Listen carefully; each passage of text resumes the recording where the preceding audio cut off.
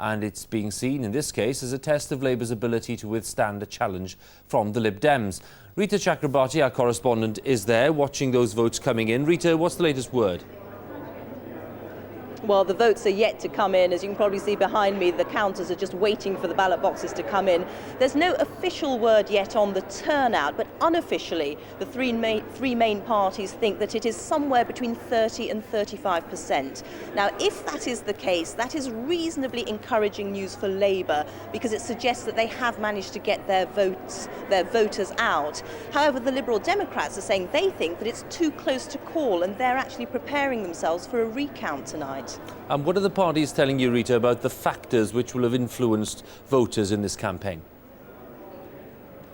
Well, as you mentioned, this is the first by-election for 18 months. By-elections are few and far between this Parliament, so there's a great deal of interest in what will go on here tonight. Labour haven't lost a by-election for 15 years, but with this government now mid-term, Tony Blair is suffering real questions on the issues of trust and on his handling of the public services. So Labour are really looking to hold on to this seat, a safe Labour seat, without too much pain. The Liberal Democrats have been pouring resources into this campaign. Their leader, Charles Kennedy, has been here 3 times already this week, but they would require a massive 26.3% swing in order to win the seat. As for the Tories, well, they came second here last time, and they'll be hoping not to be pushed into third place by the Liberal Democrats. OK, Reeta, thank you very much for that. And later tonight, there'll be live coverage of the result from Brent East. That's on BBC News 24, and here on BBC One, that starts at around 25 past midnight. The BBC reporter Andrew Gilligan has been asked more questions at the Hutton Inquiry, which is investigating the death of the weapons expert David Kelly. Concerns were raised about the notes of the journalist meeting with Dr Kelly, which were stored on an electronic organiser. The inquiry heard that it contained 2 accounts with potentially significant differences. Nicholas Witchell explains. Back for his 3rd appearance before the inquiry to explain apparent inconsistencies in the notes of his meeting with Dr Kelly. What is not disputed is that it was late in the afternoon of May the 22nd that Andrew Gilligan met the scientist at this central London hotel. According to Mr Gilligan, as they spoke, he made notes on a small palm-top computer.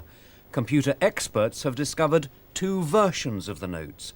One is dated May the 21st, the day before the meeting, the other May the 22nd. More puzzling is the fact that the word Campbell only appears in the 2nd version of the notes. Mr Gilligan told the inquiry he made both versions in Dr Kelly's presence. The first one is the first save of the notes I took at the meeting, and the second one is the final save of the notes, which incorporates the quotes agreed with David Kelly. Lord Hutton was puzzled. Suppose, he said, I'd made notes with a blue pen, and where I wanted to add words with his agreement, I would write in words with a red pen. Is that very roughly what it was? Mr Gilligan, yes, and in some cases he asked me to change 1 or 2 things. James Dingerman's QC wanted to know why the word Campbell only appeared in the 2nd version. You say Dr Kelly was the person who mentioned Mr Campbell's name. It must have come as a bolt out of the blue. How did you miss it? Mr Gilligan, I'm not quite sure when the word Campbell was mentioned. I know it was mentioned by David Kelly, but it may have come towards the end. And finally, what about the different dates? There was a plausible explanation, said a computer expert. The clock on the computer was about 16 hours slow. Rather simpler to grasp was the evidence of Richard Hatfield, the Director of Personnel at the Ministry of Defence, who, when asked if he should have done anything differently, said he wished he'd begun formal disciplinary proceedings against Dr Kelly.